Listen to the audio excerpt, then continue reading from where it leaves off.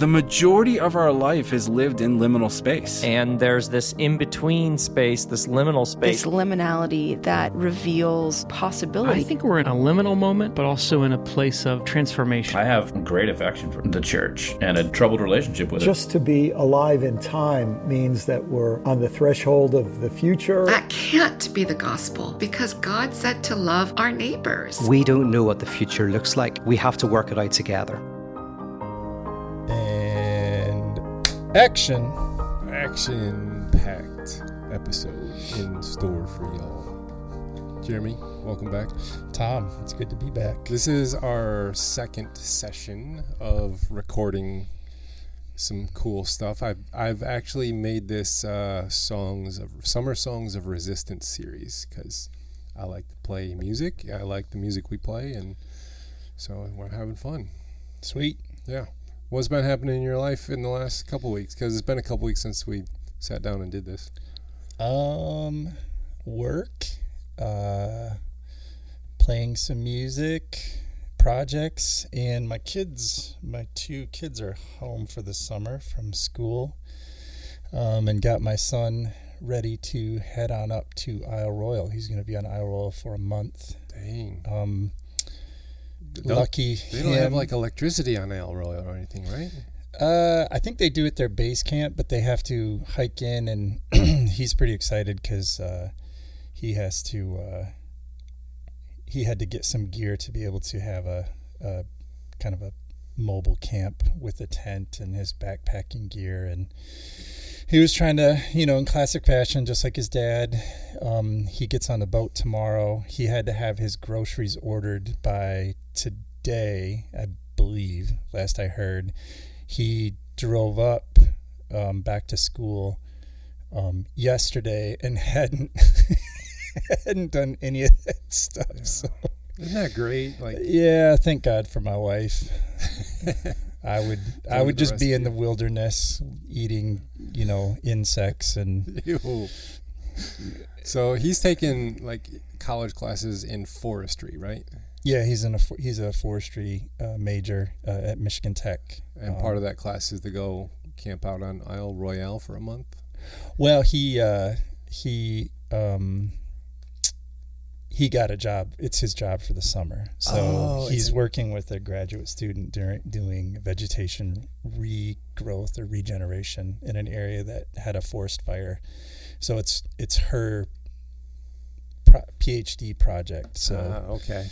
It's him and the graduate student, and then two other undergrads living for a month in the wilderness, disconnected from all the chaos that is our daily lives right now. And he will not have cell service, but at their base camp apparently they have Wi-Fi, so that's. They might be able to send you a message every now and then. Yeah, I mean, it's not quite like 100 years ago where you'd get a letter once every 6 months, and when they can get the horse out. Right. Yeah. Man, so I didn't know the Isle Royale of northern Michigan in Lake Superior. I didn't know they actually had an economy that employed people. Look at that.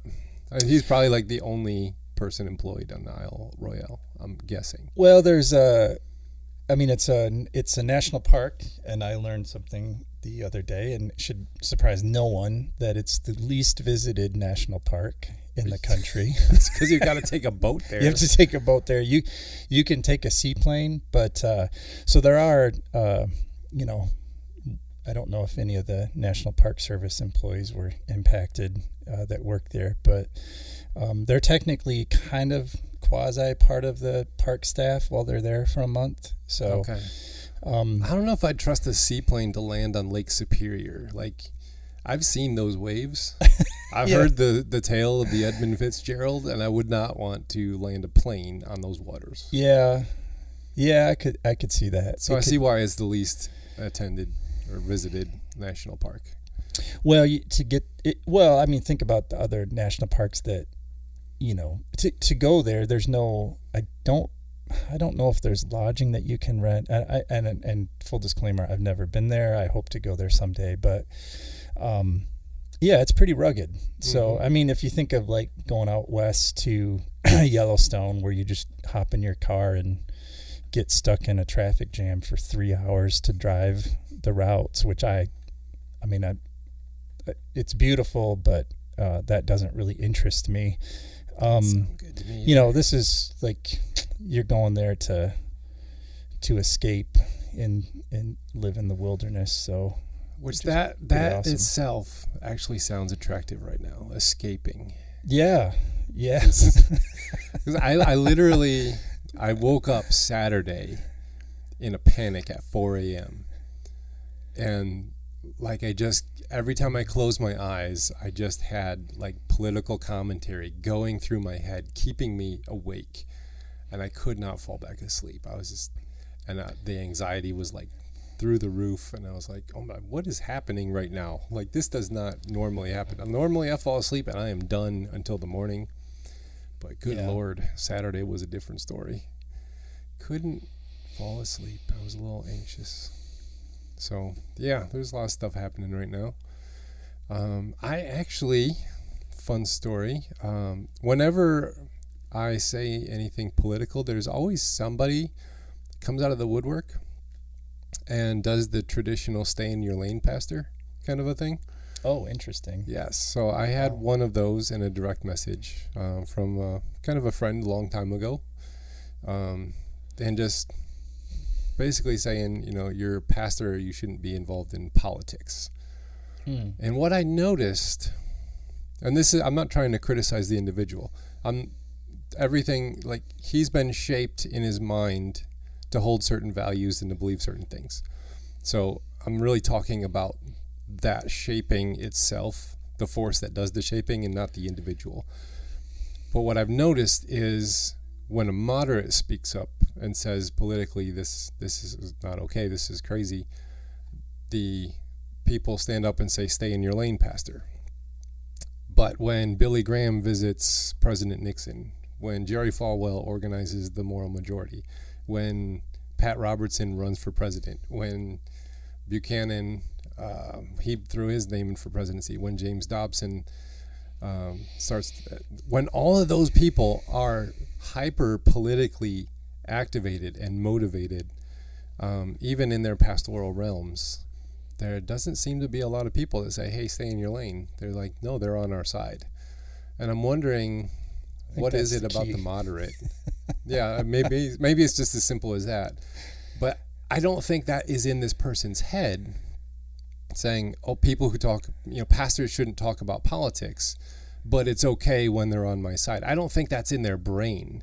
So what is it about we'll accept the political talk from all of these people on the hyper-conservative right that are mobilizing, but then a pastor who is a moderate then says something slightly political, and then all of a sudden it's like, hey, stay in your lane. What do you think about that?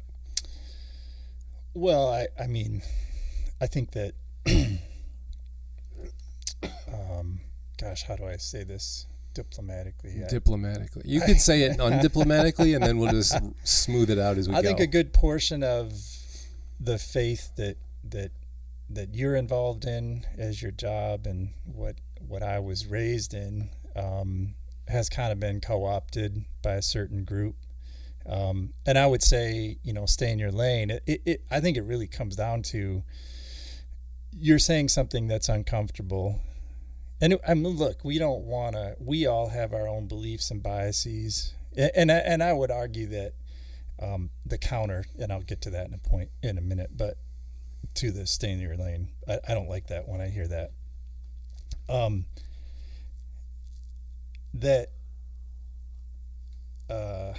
Oh gosh, I'm losing my train of thought here. Uh-oh.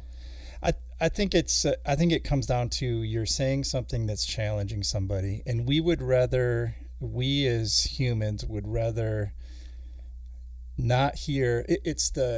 I don't want to know what I don't know. I don't want to be challenged in my belief system. Mm-hmm. It could be politics. It could be your faith. I don't like to use the term religion. And anything that challenges that, I just don't want to listen to it. But the reality is, to gain wisdom, you have to challenge everything you believe in every day and question if what you're thinking is correct. I mean, that by definition, that's it. The way I see it, that's gaining wisdom. Being comfortable to say that, you know what, I was wrong about that.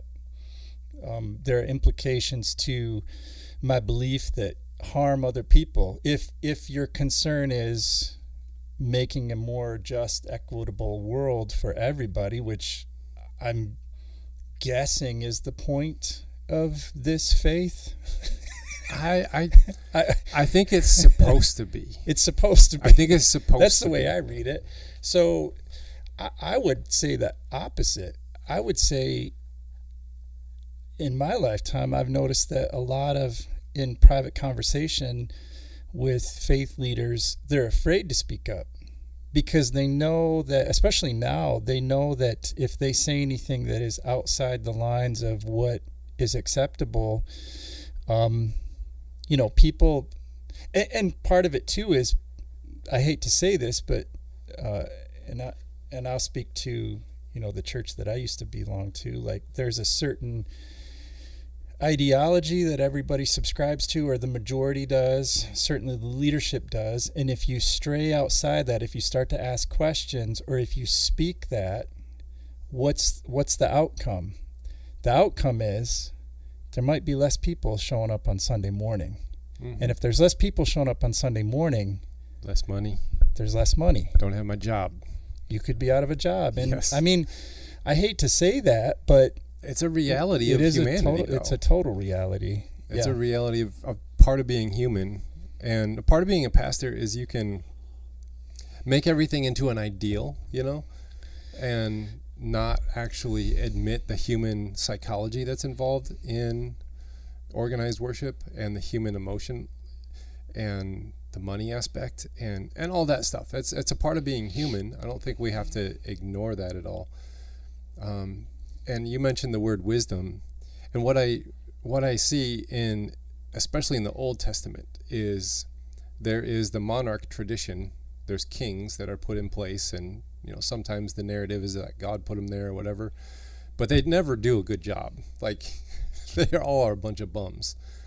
And the other side of the coin of the Old Testament tradition is the prophetic tradition that speaks truth to power and reminds them this isn't about you amassing all the resources for yourself at the expense of the other. And that's, if you keep doing that, we're going off into exile. That's one of the narratives of the Old Testament that I believe Jesus steps into the prophetic tradition. And if you look at his crucifixion, who's mad at him, why they're mad at him, who killed him and what for, like, it is a teaming up of religious forces with the political forces of the day, and he was crucified for blasphemy and treason. Like, those are the two things that got him put on the cross, which those are political. Like, yes. So I don't know. Can we go so far as to say he was a revolutionary? We could go there. He was a revolutionary. I know. A different kind of revolutionary, because there's lots of revolutionaries of his day that it's like, let's rally the people and militarily rebel against Rome, and then they're put in their place. He's a different kind of revolutionary, like an MLK version. Yeah. Like nonviolence and, there was something really unique about his revolution and obviously there's a lot of theology behind that now. But at the time, it was just a guy saying radical things, making people mad in places of power. I think of, and you can correct me if I'm, for some reason I guess I read a headline the other day about how it seems that there's this movement, I don't know if it's unique to the United States, but this hyper masculine Christianity movement. There was a headline. That's a resurgence of that right now. Where like the rise of Christian like alpha male type folks, and you can find a lot of. I don't spend my time giving it any time of day, but I think we could all probably think of a few YouTube famous people who are like that, or or the stereotype. Yeah. And I just think of that juxtaposed to, if you're a Christian, my assumption is you're trying to emulate your Savior. And I just have a hard time understanding how people reconcile that. And then especially in terms of like equity and economics. And I think of, the one, I don't know, I didn't go back and read about it, but the time Jesus, overturns the tables. Mm-hmm. And like, do people understand that story? Do they understand? I mean, if you've attended my church, I've preached on that one a few times because it comes up in the lectionary calendar every year. And it's like that I don't think he wasn't just ticked off and started, alpha mailing all over the place. Right. He was very targeted. This is oppressing the poor, and I need it. And one of the expectations of the Messiah of the time, there was 3 expectations according to N.T. Wright. He would claim the throne, cleanse the temple, and then launch a military rebellion against Rome. And so when he came in the triumphal entry on a donkey, he was claiming the first expectation. When he cleared the temple, he was doing the second one. And then when it came to the third one, he says, I'm not doing that. And everyone turned on him and said, oh, you're not the Messiah. Yeah. So there's that. But the alpha male section, like that's a resurgence, not just in Christianity, but just in like American life in general. There's a lot of, get back to the gym kind of a beefy, masculine. And I think a lot of that is in our culture, like males are losing their narrative. They don't understand what's my place in society with patriarchal things kind of fizzling out and dying out. There's always like a death gasp of a movement. Sure. And if a patriarchy fizzles, then what's the role of a man? And I think that the alpha male response is just trying to reestablish what was, instead of asking the real questions about what is my role in the society that is becoming. And I think that has yet to be answered. I don't think either side has given a good answer on that one right now, but that's yet to be seen. Well, maybe use that masculinity to fight for the oppressed. That would be nice. That would be nice. Do a little spin, maybe. I don't know. I'm for that. We just need to put a proper nonviolent spin on it and aim it towards justice, and I think we'll be all right. Yeah. But so we're gonna play a few more songs today. We picked out 3, and I thought we would do an original that you wrote, and then 2 of the covers that we're used to. And so last time we did Fault and Responsibility, and that one got a lot of play. Like that one hit. People were messaging me and asking where they could buy the MP3. Like, I was like, that's the only time we've ever recorded it. I don't know how this works. Yeah. Sorry. Yeah. So I put the song only on so people can listen to just the song without the commentary. I did that for all 3 weeks, although Spotify didn't like that, but the other platforms were fine. And so you can listen to the song only, but that's the only place. But that one got a lot of play. That's really cool. That means a lot to me. You write a song and like I dare say, I mean, there's probably a lot of songs that no one will ever hear. I've got a few of them possibly, and songs I've written that I've probably forgotten. But I think it's not good enough. Mm-hmm. But that's really cool, and that's always super special to me when I can play a song. When we play live, if somebody comes up to me and is like, hey, you wrote that song, that was really cool, that really spoke to me. And that's that's how you can't ask for anything more than that. That's why you're doing it. Like like you want to shape the world that's becoming in the way that is given to you, and writing a song like that will do something. And it might, it means something to me, but it might mean something somewhat different to somebody else. I mean, that's what's cool about it. That's what's cool about anything that we create artistically, right? Yeah. So, yeah, that's awesome. It's a little bit of interpretation on there, and Yeah. But so the next cover that we're doing is a song that you wrote called 176. You want to tell us what the song is about and why you titled it 176? Oh boy. Yeah. So this one came up. I can't remember. Let's see. It's 2025. So it's 23. So it would have been 2020. My son. So to back up, my son was born. Let's see, January 5th, 2002. Okay. So there was a big event, unfortunately, that happened just a few months before his birth. Mm-hmm. And I remember, and I'm speaking of 9/11, and I remember when 9/11 happened, my wife's just about in the third trimester of pregnancy for my son, and I was at work at the time, and a good friend of mine came to me, and we were just kind of in disbelief that this happened, and I'll never forget, she said, "Oh, you're bringing this new child into this world." And it was so it really hit me hard then, but I go back to it all the time because flash forward 18 years later when my son has to apply for a selective service. Mm-hmm. And I thought about that and thought about how scary that was, knowing we right now we do not have a draft. I also worked at the time with, and still work with one man who is a Vietnam vet who was drafted.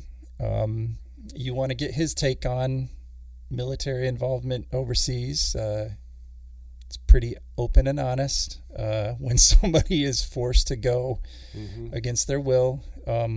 So those conversations, 9/11, and come into the understanding that essentially for both my kids, my daughter was born 2 years later, we have been in some form of direct or by proxy military conflict for my kid's entire life. And that's quite a bit different than my childhood. And the world is forever changed. I mean, we know that, forever changed after 9/11. So the song kind of came about when, if you remember back when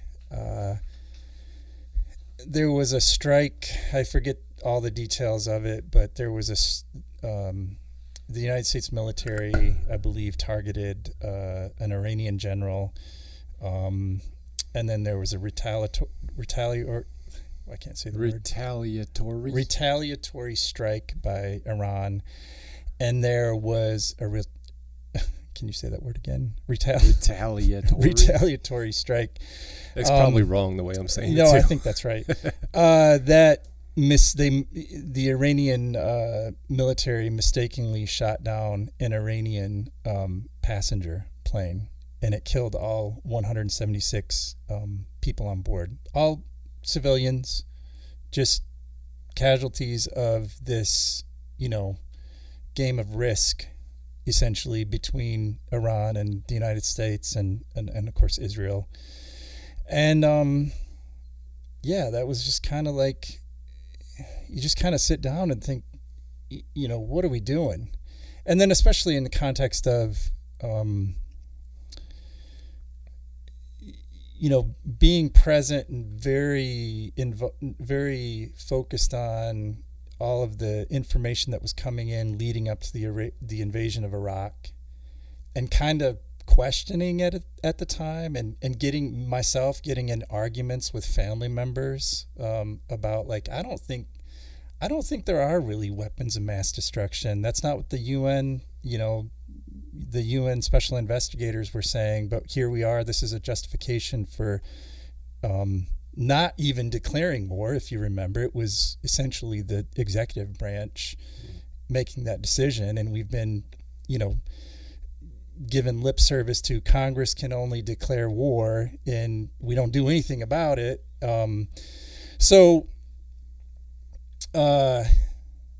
yeah, so then, then go to, I can't remember if it was an op-ed that Colin Powell wrote. I think it was published in Newsweek in like 2007, 2008. And he comes out and admits that the intelligence that stated there were weapons of mass destruction, and you can say I try not to be a conspiracy theorist, but it was faulty.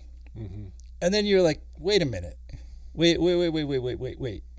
There's two options here, in my opinion. The administration at the time either lied to justify an invasion of another country, or two, they were too incompetent to be able to make a good decision.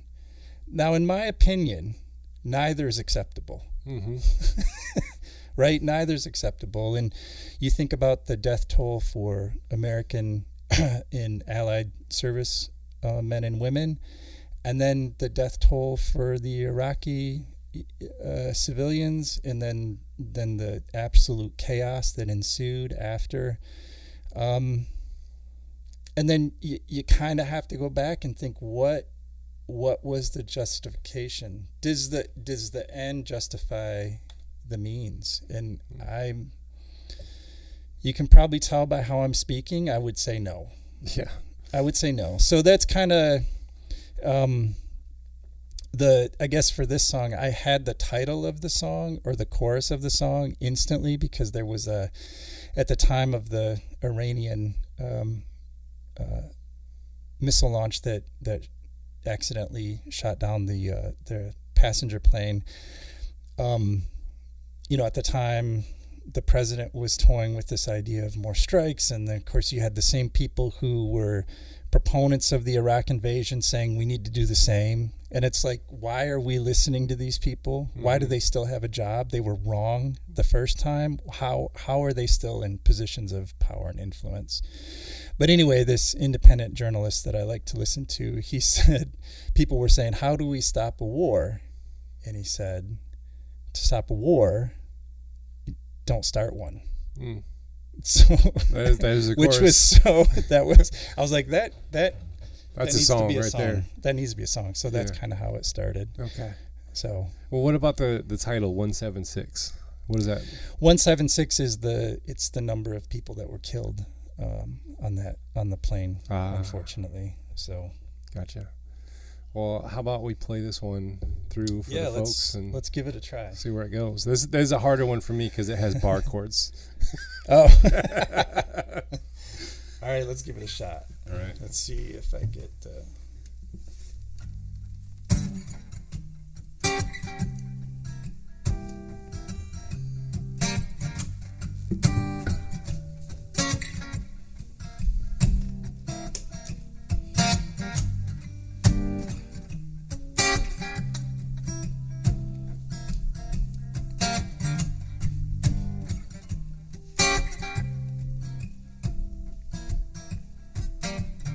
18 years, it's all still a lie. I cannot comprehend how we don't even try to recognize all the lives we destroyed, to realize all the power we hold. Yeah.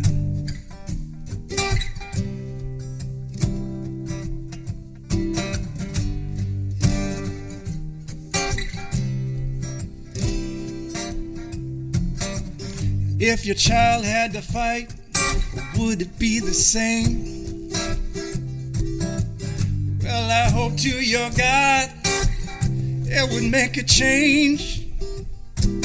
Lucky to be alive in the time and place where all the money in this world won't save you space. I say hit your trigger finger with your hand on the gun. You never have to fight, no, you never run. To stop a war, let's try not to start one. Oh, we're foolish old men playing games in the sand, minimizing lives just because we can. To Stop a war, try not to start one. Try not to start one.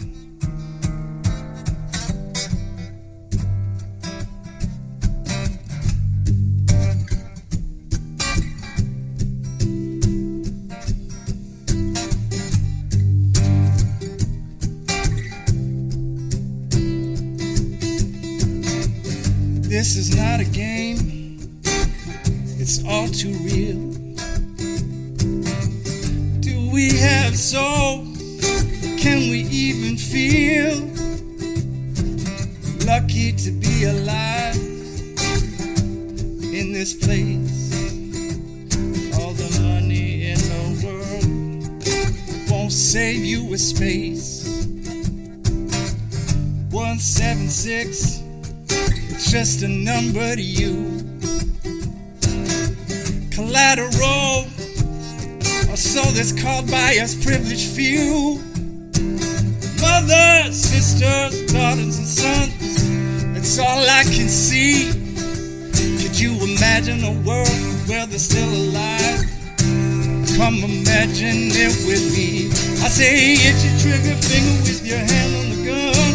You never have to fight, no, you never run. Stop a war, try not to start one. Oh, we're foolish old men playing games in the sand, minimizing lives just because we can. Now, stop a war, try not to start one.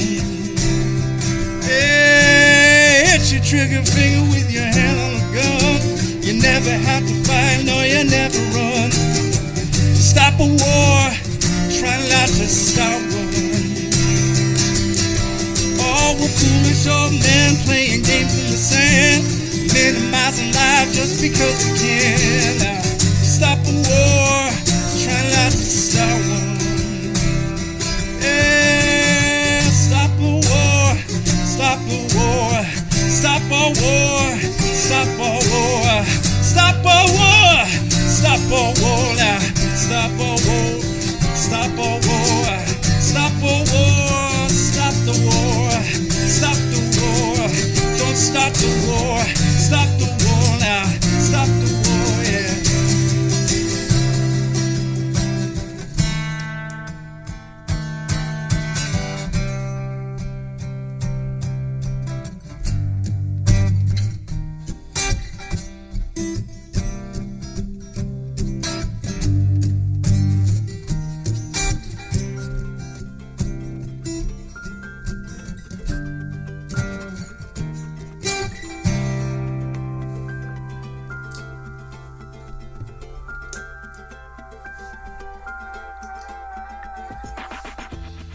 I like that pedal.